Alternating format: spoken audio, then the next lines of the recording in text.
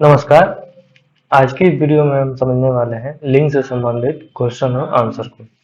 इसमें समझेंगे कि कैसे कैसे लिंग से संबंधित क्वेश्चन आते हैं और पेपर में पूछे जाते हैं। ठीक है, चलिए स्टार्ट करते हैं और समझते हैं। इसमें देखते हैं पहला क्वेश्चन कि लिंग क्या है, यानी कि व्हाट इज जेंडर। ठीक है, तो इसमें ऑप्शन दिया गया है। पहला ऑप्शन है, पहला अंकों का महत्व, दूसरा है रूपों का महत्व, तीसरा है स्त्री या पुरुष होने का महत्व और चौथा है अमीर गरीब होने का महत्व। ठीक है, तो इसमें से जो इसका राइट आंसर होगा कि लिंग क्या है, तो वो है स्त्री और पुरुष होने का महत्व, यानी कि सिग्निफिकेंस ऑफ बीइंग मेल और फीमेल। ठीक है, तो इसका राइट आंसर होगा। ठीक है, यानी कि लिंग क्या होता है, स्त्री पुरुष के होने का महत्व होता है। ठीक है, इसके बाद अगला है दूसरा, एक जेंडर के सापेक्ष दूसरे को वरीयता देना कहलाता है, यानी कि एक जेंडर के सापेक्ष दूसरे को वरीयता देना कहलाता है।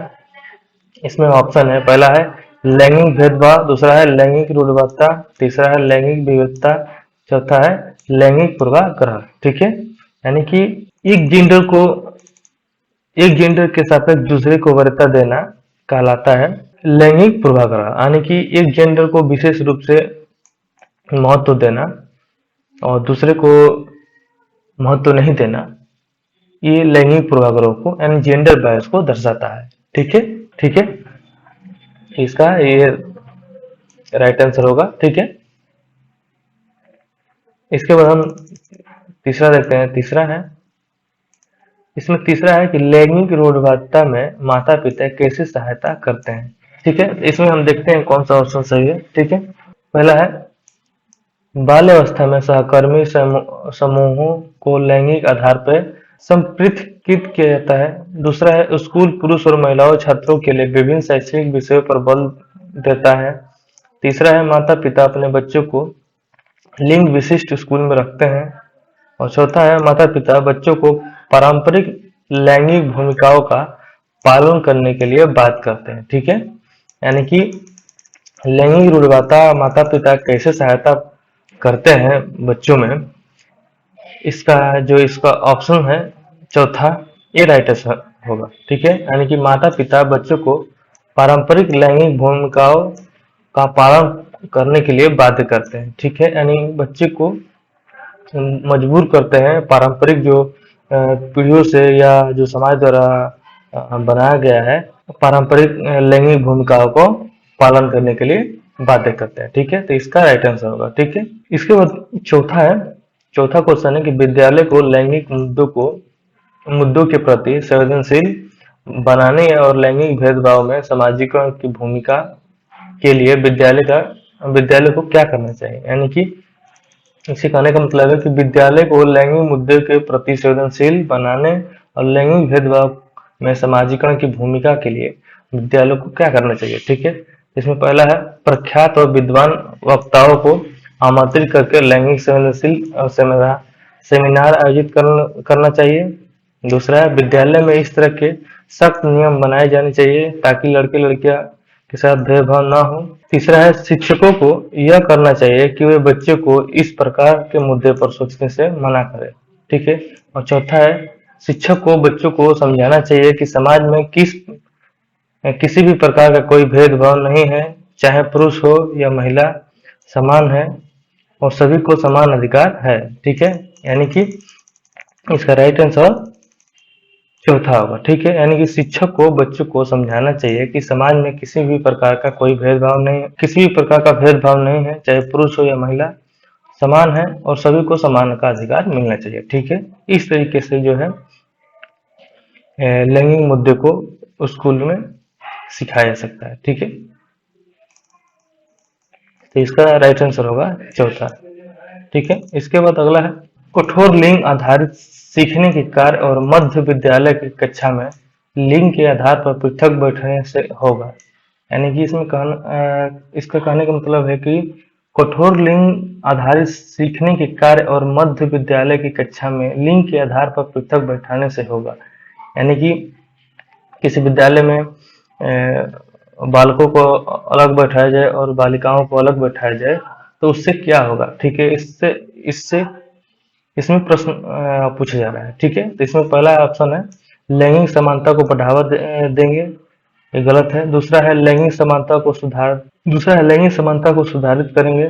ठीक है, तीसरा है लैंगिक रूढ़िवादिता को बढ़ाएंगे, और चौथा है लैंगिक रूढ़िवादिता में लचीलापन को प्रोत्साहित करेंगे। ठीक है, तो इसमें से इसका जो राइट आंसर होगा वो है तीसरा, लैंगिक रूढ़िवादिता को बढ़ाएंगे। यानी कि जब बच्चे बच्चे को अलग अलग बैठाएंगे पृथक करके, तो उससे लैंगिक रूढ़िवादिता को और बढ़ावा मिलेगा। ठीक है, ठीक है, तो इसका राइट आंसर होगा वो है तीसरा। ठीक, तो हमें लड़का लड़कियों को एक साथ बैठाना चाहिए और लड़का लड़कियों में भेद नहीं करना चाहिए। ठीक है, यदि लड़का लड़कियों को एक साथ नहीं बैठाएंगे, स्कूल में अलग अलग बैठाएंगे, तो उससे लैंगिक विवधता को और बढ़ावा मिलेगा। ठीक है, इसके बाद अगला है छठवां क्वेश्चन है। अगला छठवां क्वेश्चन है कि लिंग के बारे में कक्षा में चर्चा में एक छात्र का तर्क है कि लिंग अंतर पूरी तरह से जैविक है और इसे सामाजिक भूमिकाएं निर्धारित करनी चाहिए। सामाजिक संरचना के रूप में लिंग की अवधारणा को संबोधित करने के लिए शिक्षक को किस प्रकार की प्रतिक्रिया देना चाहिए। ठीक है, तो इसमें से विद्यार्थियों के दृष्टिकोण से असहमत होनी चाहिए। ठीक है, दूसरा है जैविक नीतिवाद पर बहस को प्रोत्साहित करना चाहिए। तीसरा है लिंग के सामाजिक निर्माण का समर्थन करने वाले साक्ष्य प्रदान करना चाहिए। तीसरा है टिप्पणी पर ध्यान न दें और अगले विषय पर आगे बढ़ जाना चाहिए। ठीक है, तो इसमें से जो इसका राइट आंसर होगा वो है तीसरा, लिंग के सामाजिक निर्माण का समर्थन करने वाले साक्ष्य प्रदान करना चाहिए। ठीक है, इसका राइट आंसर होगा। ठीक, इसके बाद अगला सातवां है कि सामाजिक और लैंगिक भूमिकाओं के संदर्भ में कौन सा शब्द उस प्रक्रिया को संदर्भित करता है जहां बच्चे अपने जेंडर से जुड़े उचित व्यवहार के संबंध में सामाजिक अपेक्षाओं को सीखते हैं और आत्मसात करते हैं। ठीक है, तो इसमें से ऑप्शन दिए गए, पहला है लैंगिक समाजीकरण, दूसरा है लैंगिक अपेक्षाएं, तीसरा है लैंगिक अनुरूपता और चौथा है लैंगिक पोष। ठीक है, तो इसमें से जो इसका राइट आंसर होगा वो है लैंगिक समाजीकरण। ठीक है, जेंडर सोशलाइजेशन, यानी कि समाजीकरण और लैंगिक भूमिका के संदर्भ में कौन सा शब्द उस प्रक्रिया को संदर्भित करता है जहां बच्चे अपने जेंडर से जुड़े उचित व्यवहारों के संबंध में सामाजिक अपेक्षाओं को सीखते हैं और आत्मसात करते हैं। तो इसका राइट आंसर होगा लैंगिक समाजीकरण। ठीक है, इसके बाद आठवां क्वेश्चन है। आठवां है कि निम्नलिखित में कौन सा लैंगिक यानी जेंडर स्कीमा सिद्धांत के सबसे अच्छा वर्णन करता है। ठीक है, तो इसमें से ऑप्शन दिया गया, पहला है बच्चे अपने निजी अनुभव से लैंगिक भूमिकाओं के बारे में सीखते हैं। ठीक है, दूसरा है बच्चे अपने माता पिता के व्यवहार को अनुकरण करने की लैंगिक भूमिकाएं प्राप्त करते हैं। तीसरा, बच्चे अपने समाज में सांस्कृतिक मापदंडों और अपेक्षाओं से लैंगिक भूमिकाओं के बारे में सीखते हैं। और चौथा, बच्चे लैंगिक भूमिकाओं के बारे में सहज ज्ञान के साथ पैदा होते हैं। ठीक है, तो ये चौथा गलत है।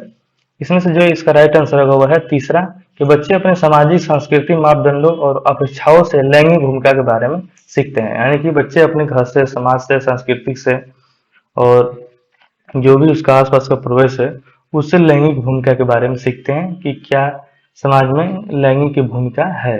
ठीक है, तो इसका आठवां का जो तीसरा राइट आंसर होगा। ठीक है, तीसरा।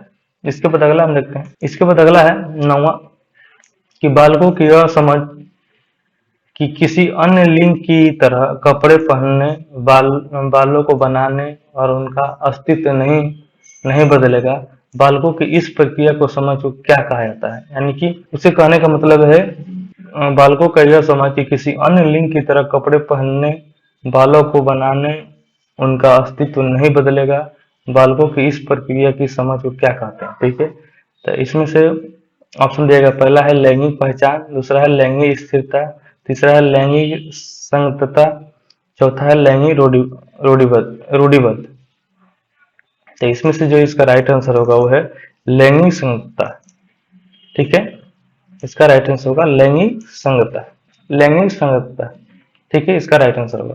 ठीक है, इसके बाद अगला लास्ट और 10वां क्वेश्चन है। 10वां क्वेश्चन देखते हैं क्या है।